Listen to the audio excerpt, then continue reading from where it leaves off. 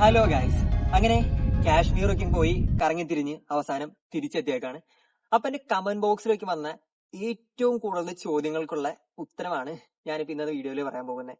Main ആയിട്ടുള്ള ചോദ്യങ്ങൾ എന്താന്ന് വെച്ച് കഴിഞ്ഞാൽ, ഏകദേശം കാശ്മീർ പോയപ്പോ എത്ര എക്സ്പെൻസ് ആയി, അതുപോലെ തന്നെ എന്തൊക്കെ സാധനങ്ങളാണ് കൊണ്ടുപോയേ, അതുപോലെ തന്നെ വണ്ടിക്ക് എത്ര മൈലേജ് കിട്ടി, അങ്ങനെ കുറെ ചോദ്യങ്ങൾ ഉണ്ടായിരുന്നു. അപ്പൊ മെയിൻ ആയിട്ട് കാശ്മീർ പോണ സമയത്ത് ശ്രദ്ധിക്കേണ്ടത് എന്തൊക്കെയാണെന്നാണ് ഈ വീഡിയോയിൽ ഞാൻ പറയാൻ പോകുന്നത്. ഫസ്റ്റ് തന്നെ നമ്മള് കാശ്മീർ പോണ സമയത്ത് മെയിൻ ആയിട്ട് എടുക്കേണ്ടതെന്ന് വെച്ച് കഴിഞ്ഞാൽ വിന്റർ ക്ലോത്ത്സ് ആണ്. കാരണം അവിടെ ഒടുക്കത്തെ തണുപ്പാണ്. അപ്പൊ നമ്മള് എല്ലാ വിന്റർ ക്ലോത്ത്സും നമ്മള് ഇവിടെ നിന്ന് തന്നെ എടുത്ത് കൊണ്ടുപോകണമെന്നില്ല. നമുക്ക് മെയിൻ ആയിട്ടുള്ള വിന്റർ ക്ലോത്ത്സ് ഒക്കെയും ഇപ്പൊ പോണ വഴിക്ക് ശ്രീനഗറിൽ നിന്ന് ലേ നോക്കി വാങ്ങിക്കാൻ കിട്ടും. അവിടെ എന്ന് വെച്ച് കഴിഞ്ഞാൽ ആർമി സ്റ്റോർ കാര്യങ്ങളൊക്കെയും കിടക്കുന്നുണ്ട്. അപ്പൊ അവിടെ നോക്കി വാങ്ങുകയാണെങ്കിൽ അത്യാവശ്യം നല്ല രീതിയിൽ എക്സ്പെൻസ് കുറയ്ക്കാൻ പറ്റും, അതുപോലെ ചീപ്പ് റേറ്റ് കിട്ടും. അപ്പൊ എന്തൊക്കെയാണ് വിന്റർ ക്ലോത്ത്സ് എടുത്തതെന്നുള്ളതാണ് ഇപ്പൊ ഫസ്റ്റ് ആദ്യം ഞാൻ പറയാൻ പോകുന്നത്. ഇപ്പൊ ഫസ്റ്റ് ഇതാണ് ഒരു ഫസ്റ്റ് ലെയർ ഗ്ലൗസ് എന്ന രീതിയിൽ വരുന്നത്. നമ്മള് ഉയരം കൂടുന്തോറും തണുപ്പിന്റെ അളവ് കൂടും. അപ്പോ മെയിൻ ആയിട്ടെന്ന് വെച്ച് കഴിഞ്ഞാൽ ആദ്യമൊക്കെ ഒരു ലെയർ ഗ്ലൗസ് ഒക്കെ വേണ്ടി വരുള്ളൂ. പക്ഷെ തണുപ്പ് കൂടുന്ന അനുസരിച്ചിട്ട് നമുക്ക് രണ്ടാമത്തെ ഒരു ലെയർ ഗ്ലൗസും കൂടി വേണ്ടി വരും. അപ്പോ ഇതാണ് ഇപ്പൊ രണ്ടാമത്തെ ലെയർ ഗ്ലൗസ്. ശരിക്കും ആദ്യമൊക്കെ ഈ ഒരു ഗ്ലൗസ് ആണ് ഞാൻ ആദ്യം ഇട്ടുകൊണ്ടിരുന്നത്.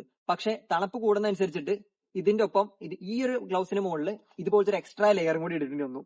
അപ്പൊ അങ്ങനെ 2 ലെയർ ഗ്ലൗസ് ഒക്കെ ഇട്ടിട്ടാണ് ചില സമയത്ത് ബൈക്ക് ഓടിച്ചുകൊണ്ടിരുന്നത്. കാരണം തണുത്ത കാറ്റടിക്കാന്ന് പറഞ്ഞു കഴിഞ്ഞാൽ നിസ്സാരമല്ല. നമ്മൾ കൈയൊക്കെ നല്ല രീതിയിൽ ഫ്രോസ്റ്റ് ബൈറ്റ് ഒക്കെ അടിക്കാൻ സാധ്യതയുണ്ട്. അപ്പൊ അങ്ങനെയുള്ള സിറ്റുവേഷനിൽ 2 ലെയർ ഗ്ലൗസ് ഇടുന്നത് ഏറ്റവും നല്ലതാണ്.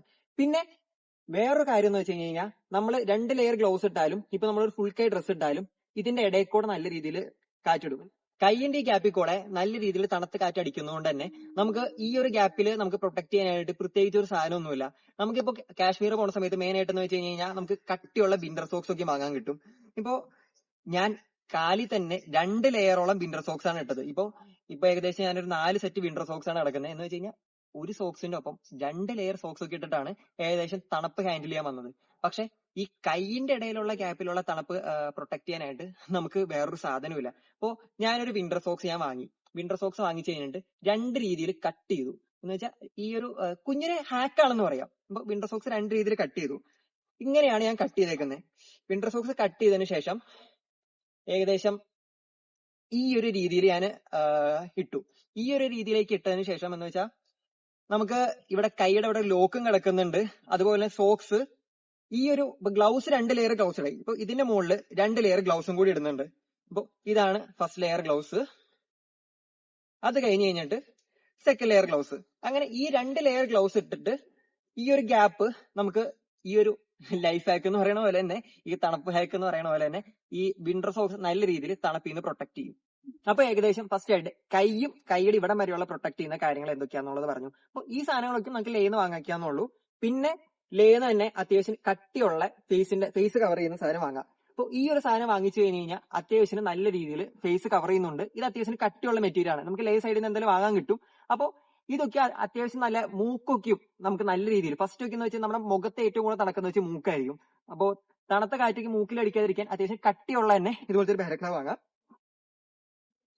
പിന്നെ ഇത് എപ്പോഴും വേണമെന്നുള്ള നിർബന്ധമൊന്നുമില്ല. നമ്മള് ബൈക്ക് ട്രാവൽ ചെയ്യുന്നില്ലെങ്കിൽ, ബൈക്ക് ട്രാവൽ അല്ലാതെ പോണ സമയത്താണെങ്കിൽ ഇത് അത്യാവശ്യം നെറുകം തലയിൽ തണുപ്പടിക്കണമെങ്കിൽ ഇത് ഒരെണ്ണം വാങ്ങിച്ചു വെക്കാം.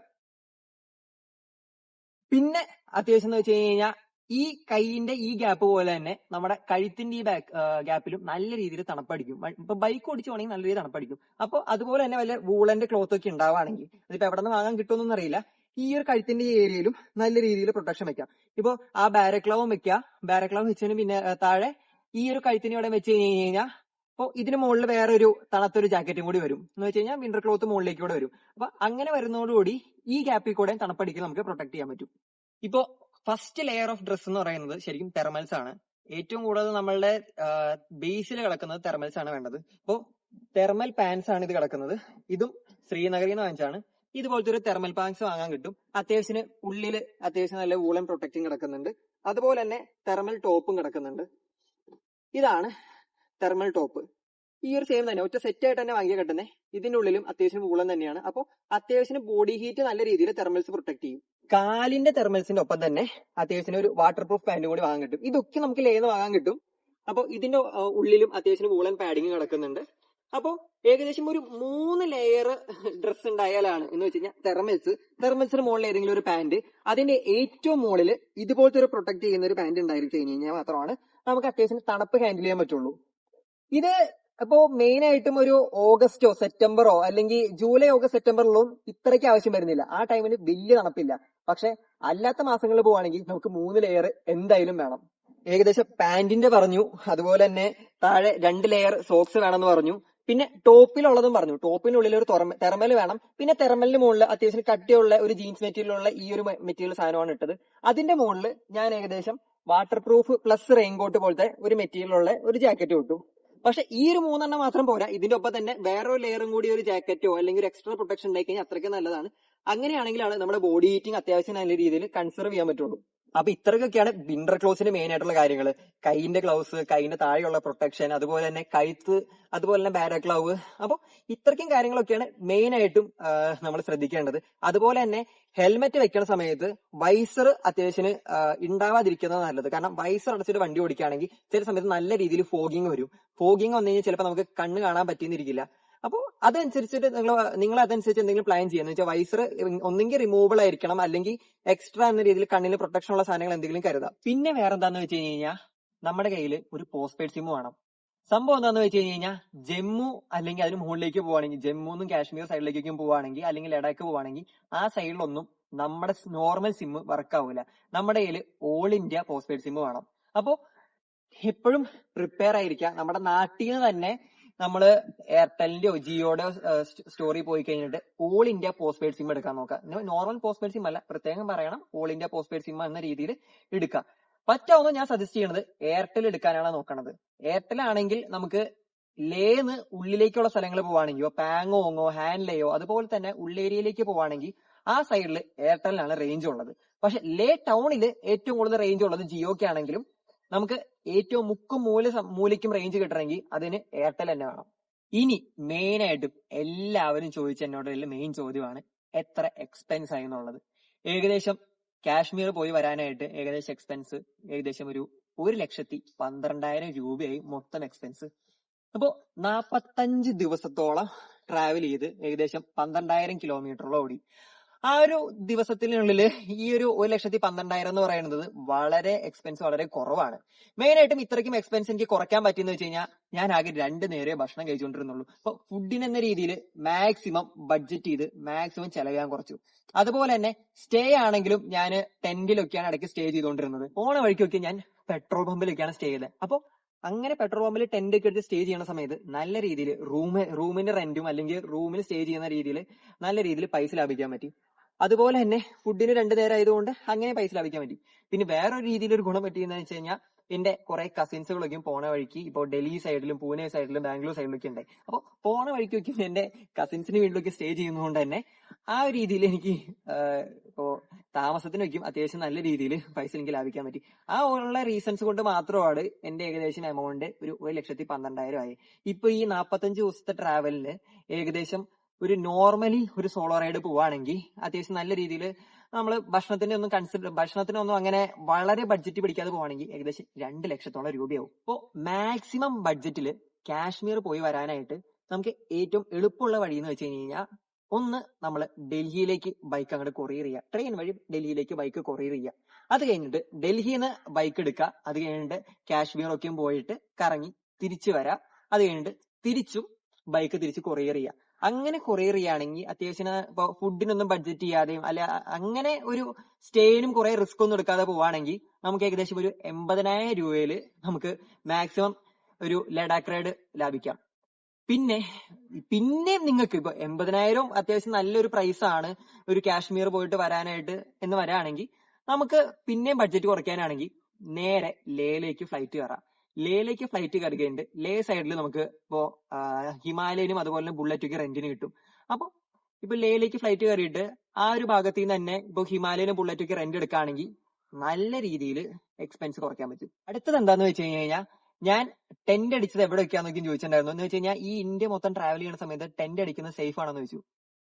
ഒട്ടും സേഫ് അല്ല എന്ന് ഞാൻ പേഴ്സണലി പറയാണ്. കാരണം എനിക്ക് പേഴ്സണലി കുറച്ച് എക്സ്പീരിയൻസുകളൊക്കെ ഉണ്ടായിരുന്നു.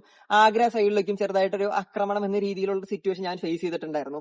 അപ്പോ ഈ റോഡിലേക്ക് ഹെൽമെറ്റ് ഒക്കെ ഉരുട്ടിയിട്ടുണ്ടായിരുന്നു. അപ്പോ അതിൽ നിന്നൊക്കെ ജസ്റ്റ് തലനാരിക്കാണ് രക്ഷപ്പെട്ടത്. അപ്പോ നമ്മള് ബാംഗ്ലൂരിന്ന് മുകളിലേക്ക് കടക്കുകയാണെങ്കിൽ പിന്നെ ഏകദേശം ഒരു ജമ്മു എത്തണ വരെ ഏകദേശം സ്ഥലങ്ങളൊന്നും അത്രയ്ക്കും വലിയ സേഫ് ഒന്നല്ല. പിന്നെ നമ്മൾ ട്രാവൽ ചെയ്യുന്നത് നമ്മുടെ റിസ്കിലാണ്. പിന്നെ ആകെയുള്ള വഴി എന്ന് പറഞ്ഞു കഴിഞ്ഞാൽ മാക്സിമം പെട്രോൾ പമ്പിൽ തന്നെ നമ്മൾ സ്റ്റേ ചെയ്യാൻ നോക്കാം. അപ്പോ എപ്പോഴും പെട്രോൾ പമ്പിൽ ടെന്റ് അടിക്കണം എന്നല്ല പറയണേ, പക്ഷെ നമുക്ക് അത്യാവശ്യം സേഫ് ആയിട്ടുള്ള സ്ഥലമാണെന്ന് തോന്നിക്കഴിഞ്ഞു കഴിഞ്ഞാൽ വേറെ ഒരു വഴിയില്ലെങ്കിൽ പെട്രോൾ പമ്പിൽ ടെന്റ് അടിക്കാം, അല്ലെങ്കിൽ മാക്സിമം ടെന്റ് അടിക്കാതിരിക്കാം.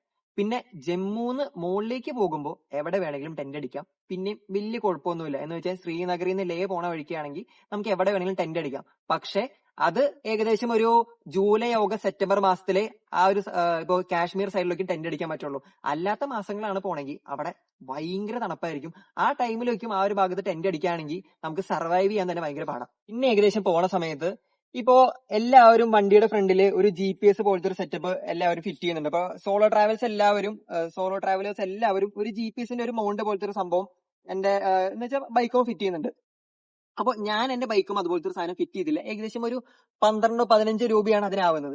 ഞാൻ കംപ്ലീറ്റ്ലി ബഡ്ജറ്റ് ഡ്രൈവർ ആയതുകൊണ്ട് തന്നെ എനിക്ക് അതുപോലത്തെ സാധനങ്ങൾ ഫിറ്റ് ചെയ്യാനുള്ള ഒരു പൈസ ഒന്നും എന്റെ കയ്യിൽ ഉണ്ടായില്ല. അപ്പൊ എന്റെ കയ്യിൽ ഏകദേശം എന്റെ പണ്ടത്തെ ഒരു ഫോൺ കിടക്കുന്നുണ്ട്. അപ്പൊ എന്റെ പണ്ടത്തെ ഫോൺ ഞാൻ മെയിൻ ആയിട്ട് വേറൊരു ആവശ്യത്തിന് ഞാൻ ഉപയോഗിക്കുന്നില്ല. വാട്സപ്പോ കാര്യങ്ങളൊന്നും ഉപയോഗിക്കാത്തൊരു ഫോണാണ്. അപ്പൊ ഈ ഫോണിലാണ് ഏകദേശം ഒരു 90% GPS ഇട്ടുകൊണ്ടിരുന്നത്. കാരണം നമുക്ക് വഴി അറിയാത്തതുകൊണ്ട് ഏകദേശം ബാറ്ററി ഒരു ദിവസത്തോളം നമ്മൾ GPS ഇടുന്നുണ്ട്. ഏകദേശം ഒരു 7-8-9 മണിക്കൂറോ ചിലപ്പോ അത്രയ്ക്കും സമയത്തോളം GPS ഇടുന്നുണ്ട്. അപ്പോ ഏകദേശം ഒരു 90% GPS എന്റെ ഈ ഫോൺ തന്നെയാണ് എടുത്തേക്കുന്നത്.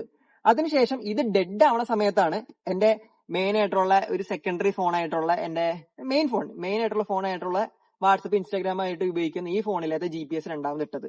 അപ്പോ ഞാൻ ഏകദേശം എന്റെ GPS ഇടാനായിട്ട് മാത്രമായിട്ട് ഒരു ഫോണ്, അതുപോലെ തന്നെ എന്റെ നോർമലി വാട്സപ്പ് ഇൻസ്റ്റാഗ്രാം ഉപയോഗിക്കാനായിട്ട് വേറൊരു ഫോണും, പിന്നെ ഇപ്പൊ വീഡിയോ എടുക്കുന്ന ഫോൺ, ആ ഒരു ഫോണിലാണ് ഞാൻ മാക്സിമം ഫോട്ടോഗ്രാഫി വീഡിയോഗ്രാഫി എടുക്കണേ. അങ്ങനെ ഒരു 3 ഫോൺ എടുത്തിട്ടാണ് ഞാൻ പോയേക്കുന്നത്.